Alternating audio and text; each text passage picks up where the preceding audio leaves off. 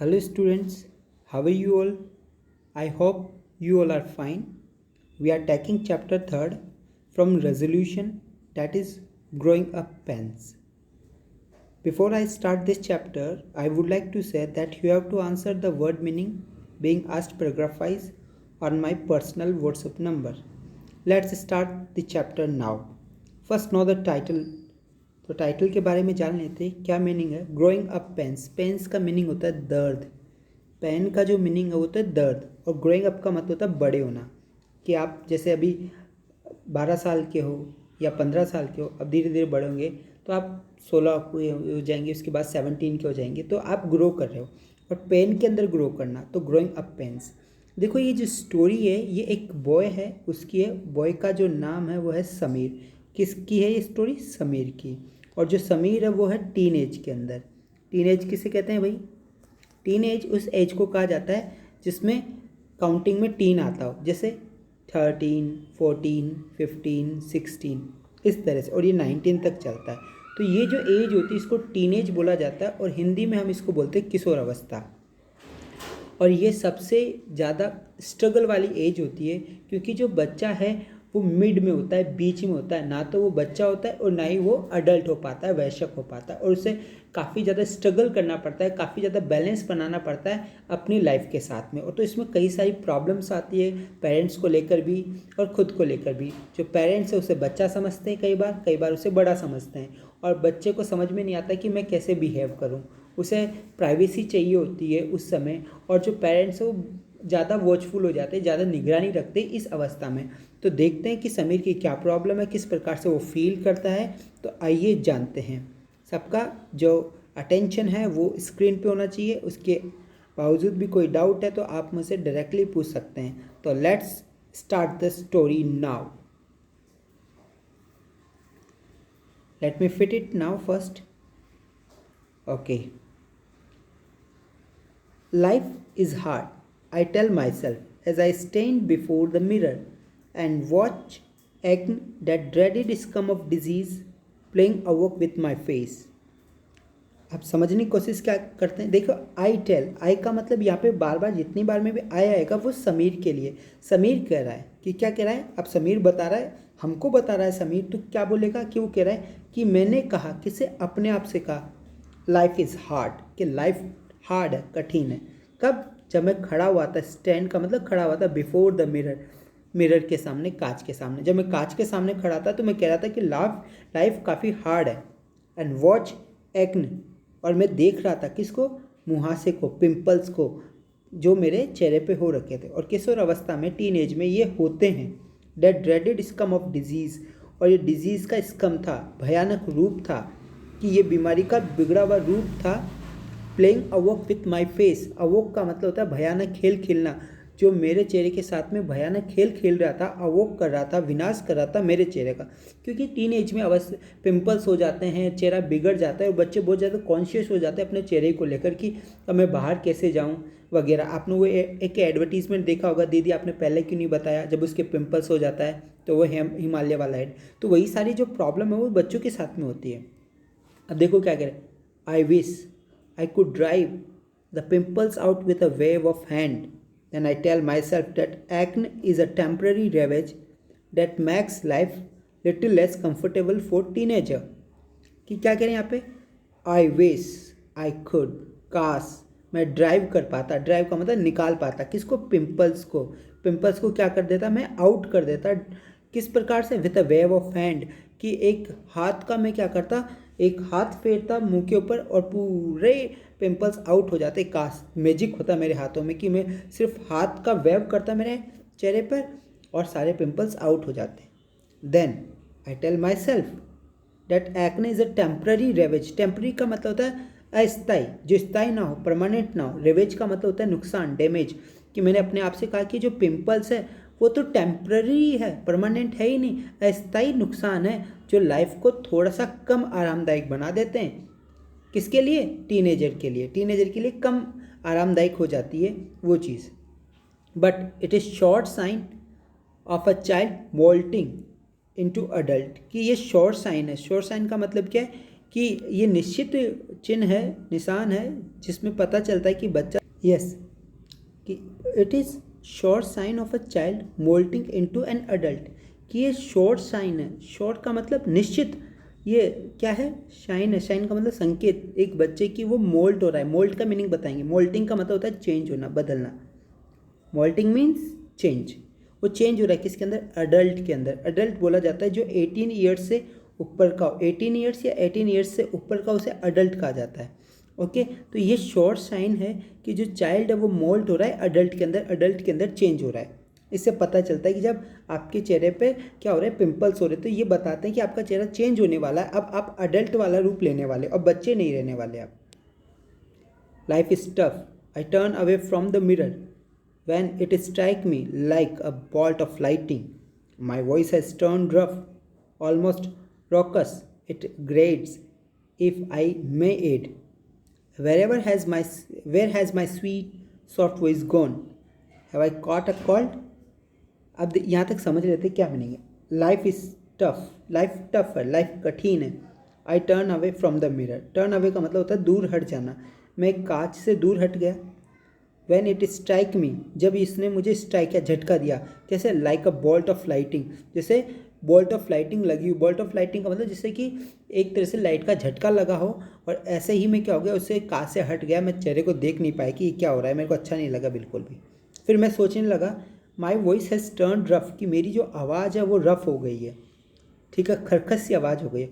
Almost rocks, rocks का मतलब ही खरकस। Rough और रॉकस एक ही है, सिनोनियम है एक दूसरे के, कि मेरी आवाज़ कैसी हो गई है, खरकस हो गई। इट ग्रेट्स, और इट ग्रेट्स का मतलब इसमें खरकस की आवाज़ आती है। ग्रेट्स है, रॉकस है, रफ है, एक ही मीनिंग दे रहा है अगर मैं कहूँ तो। Where is my sweet soft voice gone, कि मेरी जो वो मधुर कोमल जो वॉइस थी वो कहाँ चली गई। मैं अपने आप से पूछ रहा हूँ, have I caught a cold, क्या मुझे कोल्ड हो गया है, क्या मुझे ठंड लग गई है। Such gruffness goes hand in hand with cold, कि ऐसी ग्रफनेस, ऐसा कठोरपन, ठीक है, ऐसा खरकसनेस तो किसके साथ में चलता है, कोल्ड के साथ में। जब व्यक्ति को कोल्ड हो जाए, ठंड लग जाए, उसके साथ में ऐसी ग्रफनेस होती है, आवाज़ में ऐसी खरकस आ जाती है। क्या मुझे कोल्ड हो गया है। But the common cold and I have nothing to do with each other. यहाँ पे एक फ्रेज है नथिंग टू डू, हैव, ये पूरा कंप्लीट यूज़ होता है हैव नथिंग टू डू, ध्यान रखना। हैव नथिंग टू डू, इसका मीनिंग होता है कोई लेना देना नहीं। हैव नथिंग टू डू का मतलब कोई लेना देना नहीं। तो I have nothing to do with each other, कि क्या कह रहा है कि जो कॉमन कोल्ड है, जो सामान्य ठंड और मेरा आपस में कोई लेना देना नहीं एक दूसरे से। मतलब सामान्य ठंड का और मेरा आपस में कोई लेना देना नहीं। ये कह रहा है कि मेरे को किसी प्रकार की कोल्ड नहीं हुआ है, फिर भी मेरी आवाज़ में खरकस है। एटलीस्ट एट दिस मोमेंट, कम से कम इस वक्त, तो इस वक्त तो मेरे को किसी प्रकार की कोई कोल्ड नहीं है। Is there an uncommon cold, तो क्या मुझे कोई असामान्य कोल्ड हो गई है। A light banter lifts my spirits, banter का मतलब होता है जोक। जोक तो जानते हो ना, आप सब सुनते हो, वही जोक। तो एक जो बैंटर है वो मेरी स्पिरिट को, मेरी आत्मा को, मेरे मन को थोड़ा सा हल्का कर देता है। कि मैं काफ़ी परेशान था मेरे चेहरे को देखकर, लेकिन मैंने अपने आप से मजाक कर रहा था। कि क्या मजाक कर रहा हूँ मैं, ये बोल रहा हूँ कि a common cold is common to all mankinds, कि जो सामान्य ठंड है वो तो सभी के लिए, सभी मनुष्य के लिए समान है। कि सामान्य ठंड तो सभी सामान्य व्यक्तियों को होगी। बट एवरी, इसका मतलब क्या कह रहा है, कि इसका मतलब मुझे असामान्य कोल्ड हुई है, मैं असामान्य व्यक्ति हूँ, दूसरों से अलग हूँ। ये कह रहा है कि मैं बिल्कुल सबसे अलग हूँ क्योंकि मुझे असामान्य कोल्ड हुई है। नेक्स्ट थोड़ा सा देख लेते हैं आगे क्या है। But every time I catch a called it becomes an uncommon one for Appa and अम्मा। बट एवरी टाइम, हर वक्त, लेकिन हर वक्त जब भी मुझे कोल्ड होता था, जुकाम लग जाती थी, तो ये असामान्य बात हो जाती थी अप्पा और अम्मा के लिए। They think I have come down with a dangerous cold, one that could किल, कि वो सोचते थे कि मैं कम, देखो जब कोई बीमार हो जाए तो कई सारे फ्रेज यूज़ किया जाता है कि मुझे फीवर, तो आप डायरेक्टली ये भी बोल सकते हैं आई हैव फीवर, या दूसरा जो आप सेंस ले सकते हो वो ये बोल सकते हो कि I have come down with fever. तो जब आप बीमार हो या कोई बीमारी ने आपको पकड़ लिया है या किसी बीमारी की वजह से आप बिस्तरों पे हो, तो आप क्या बोल सकते हो, आई हैव कम डाउन। तो ये किसकी वजह से है, कि ये दे थिंक कि I have come down with a dangerous cold, कि मुझे कोई घातक जुकाम लग गई है, ठंड लग गई है, जिसकी वजह से मैं बीमार हो गया हूँ, जो कि किसी को मार भी सकती है। तो कहने का मतलब अप्पा और अम्मा काफ़ी परेशान हो जाते थे उसे जब भी ठंड लगती थी या कोल्ड हो जाती थी। They force me into bed, वो मुझे बेड पे फोर्स करते, मतलब मुझे लेटे रहने के लिए बाध्य करते। Send for the doctor who pumps all sort of medicine in to my system, कि क्या करें, वो सेंड फॉर करते। सेंड फॉर का मीनिंग बताएंगे। सेंड फॉर का मीनिंग होता है बुलाना, कि वो डॉक्टर को बुलाते हैं जो वो पंप लगा देता। पंप का यहाँ पे मीनिंग है इंजेक्शन लगाते थे। इंजेक्शन के थ्रू, इंजेक्शन की सहायता से सभी प्रकार की जो मेडिसिन है वो मेरे सिस्टम के अंदर, मेरी बॉडी के अंदर डाल देता। When I tease them for being overprotective, they grunt. How would you know? You are too young to understand our fears. Our only child, the apple of our eye. कि देखो क्या क्या है। टीज का मतलब होता है चिढ़ाना, परेशान करना। टीज का मीनिंग भी बताएंगे। टीज का मतलब चिढ़ाना या परेशान करना। कि जब मैं उन्हें परेशान करता ये कहकर कि बीइंग ओवर प्रोटेक्टिव, आप अत्यधिक। How would you know, how would you know, तुम्हें कैसे मालूम पड़ेगा, तुम कैसे जानोगे। यू आर टू यंग, कि तुम बहुत ज़्यादा छोटे हो। टू अंडरस्टैंड आवर फियर्स, समझने में हमारे फियर्स को, कि तुम अभी बहुत ज़्यादा छोटे हो, कि तुम हमारे दर्द को, हमारे फियर्स को नहीं समझ सकते। ठीक है, वो कहते हैं। आवर ओनली चाइल्ड, हमारे इकलौते बेटे। द एप्पल ऑफ आवर आई, मतलब आँख के तारे। तो ये फ्रेज है इंग्लिश में। द एप्पल ऑफ आई का मतलब होता है आँख का तारा, बहुत प्यारा। As if they understand my fears, मानो कि जैसे कि वो समझते हो मेरे फियर्स को, मेरे डर को। Next, I too have my fear, it was not there till the other day, कि मेरे खुद के भी अपने फियर है, डर है, और it was not there till the other day, और ये दूसरे दिन तक नहीं रहते थे। But suddenly out of nowhere it has appeared, लेकिन अचानक पता नहीं कहाँ से वापस आ जाता। It feels all my walking thoughts and hurts my dream too, और ये मेरे वॉकिंग थॉट्स के अंदर, मेरे चलते हुए विचारों के अंदर आते हैं। आई टू हैव माई फियर, वापस से पढ़ रहा हूँ, थोड़ा सा ध्यान दे लेना। आई टू हैव माई फियर्स, कि मेरे अपने खुद के फियर्स हैं, मेरे खुद के अपने डर है। और it was not there till the other day, और ये दूसरे दिन तक नहीं रहते थे। But suddenly out of nowhere, लेकिन अचानक पता नहीं कहाँ से, इट हैज़ अपीयर्ड, ये अपीयर हो जाते हैं, प्रकट हो जाते हैं। It feels all my walking thoughts and hunts my dreams too, कि ये मेरे जो वॉकिंग थॉट्स है, जो चलते हुए विचार है, उनके अंदर फिल हो जाते, भर जाते, और डराए करते मुझे ड्रीम के अंदर भी। कि कहने का मतलब जिस प्रकार की मेरी अवस्था थी उसमें ये मुझे काफ़ी डराते। जैसी मेरी शक्ल है, मैं इससे काफ़ी डरता था, और मैं सोचता था कि अब क्या होगा, मैं कैसे अपना चेहरा दिखाऊं, या जो मेरे अंदर बदलाव आ रहे थे उसको देखकर मैं काफ़ी डरा हुआ था। I try to dispel the fear, I tell myself, और मैं क्या करता था, डिस्पेल करने की कोशिश करता, हटाने की कोशिश करता, भगाने की कोशिश करता। किसको, डर को। और मैं अपने आप से कहता, मैं अपने आप से उस डर को भगाने के लिए क्या कहता था, only coward fear, I am no coward, कि क्या कह रहे हैं, कि सिर्फ जो कवर्ड है, जो डरपोक है, वो डरते हैं, और मैं डरपोक नहीं हूँ। But this bravado doesn't last long, लेकिन ये जो बहादुरी वाली बात है ना, ये ज़्यादा देर तक नहीं चलती। कहने का मतलब वो वापस डरने लग गया था। ये बात तो कहता है कि सिर्फ जो डरपोक होते हैं वही डरते हैं, और मैं डरपोक नहीं हूँ। लेकिन ये जो बहादुरी की बात है ज़्यादा देर तक नहीं चलती इसकी। The more I think of it, the stronger becomes the hold of this fear, जितना ज़्यादा मैं थिंक करता, सोचता इसके बारे में, उतना ही स्ट्रोंग होल्ड कर लेता ये फियर मुझे, कि उतना ही ताकत के साथ में ये जो डर है मुझे जकड़ लेता। जितना ज़्यादा मैं इसके बारे में सोचता, उतनी ही ताकत के साथ में ये डर मेरे अंदर आता चला जाता।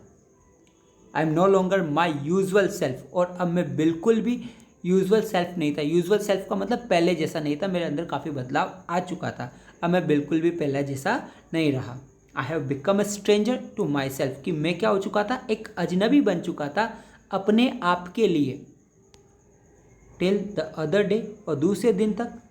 आई use to feel happy when Amma walked in unannounced, served the room, gently chided me, कि क्या करें, कि दूसरे दिन तक I use to feel happy, मैं फील क्या करता था, महसूस क्या करता था, खुशी महसूस क्या करता था। कब, जब अम्मा आती थी अंदर बिना बताए हुए, अनअनाउंस्ड का मतलब बिना बताए हुए।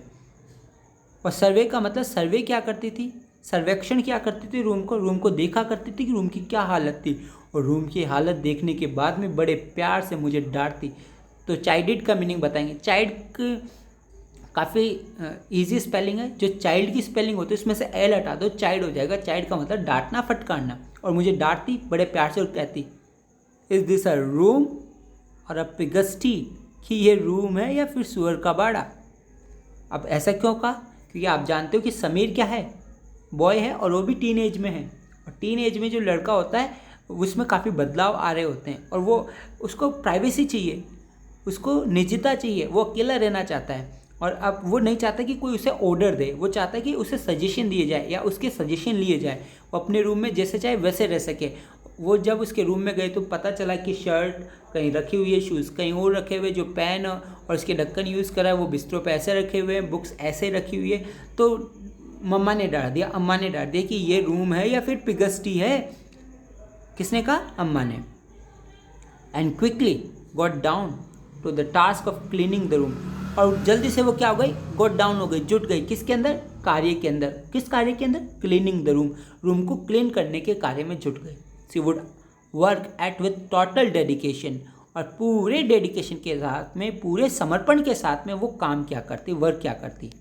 The book would go back into the book case, और जो बुक्स थी वो वापस बुक केस में रखी चली जाती। बुक केस कहा जाता है जिसमें हम बुक्स रखते हैं, उसको बुक केस कहते हैं। या साइड रैक, जो साइड में लगी हुई रैक होती है जहाँ पे बुक्स रखी जाती है। तो वापस से जो किताबें जो मेरे द्वारा पढ़ी गई थी और बेड पे रख दी गई थी या टेबल पे रख दी गई थी, वो वापस से बुक केस में चली जाती। The caps and pens pulled apart by me would get reunited, मतलब पेन और उनकी कैप जो कि अलग किए गए थे मेरे द्वारा लिखने के लिए, वो वापस से रीयूनाइटेड हो जाती। मतलब पेन का ढक्कन वापस लगा देती जो खुले छोड़ दिए गए थे मेरे द्वारा। Bits and pieces of crayons that dot the floor would go into the bin, bin यानी डस्टबिन। डस्टबिन का मतलब जानते हो, कचरादान, कचरा पात्र, सॉरी। बिट्स का मतलब टुकड़े, पीसेस का मतलब भी टुकड़े, और क्रियॉन्स का मतलब कलर के जो टुकड़े हैं जो फ्लोर के ऊपर डॉट के रूप में पड़े हुए होते थे, वो डस्टबिन में चले जाते। The dust would be swept of, और जो डस्ट है, जो धूल है, उसको झाड़ कर हटा दी जाती। स्वेप्ट का मतलब झाड़ू लगाना, तो झाड़ कर क्या कर दिया जाता, उसको ऑफ कर दिया जाता, हटा दिया जाता। किससे, टेबल से। The room would gain a fresh look, gain का मतलब प्राप्त कर लेना, और जो रूम है वो प्राप्त कर लेता था। क्या प्राप्त कर लेता था, एक नया लुक, दोबारा से एक नई लुक उसमें आ जाता था, वापस ताज़ा लुक आ जाता था। How I hate her now when she does that, कि मैं कैसे हेट कर सकता हूँ, कैसे नफरत कर सकता हूँ अभी इसी वक्त, जब वो इस काम को कर रही है, जब साफ़ सफाई कर रही है मेरी रूम की, तो मैं कैसे उनसे नफरत कर सकता हूँ। फिर मैंने सोचा कि अगर अम्मा इस प्रकार से बिना बताए अनअनाउंस आएगी तो मुझे बिल्कुल भी अच्छा नहीं लगेगा। कम से कम नो करके तो आना चाहिए रूम के अंदर, क्योंकि वो बड़ा हो चुका है, टीन एज में है। लेकिन मम्मा को तो पता है, मम्मा के लिए तो बच्चा बच्चा होता है, तो वो बता के थोड़ी आएगी। तो अब उसने क्या कर दिया, पुटअप का मतलब लगा दी। क्या लगा दी, वार्निंग लगा दी डोर के ऊपर, अपने दरवाजे के ऊपर उसने वार्निंग लगा दी और लिख दिया।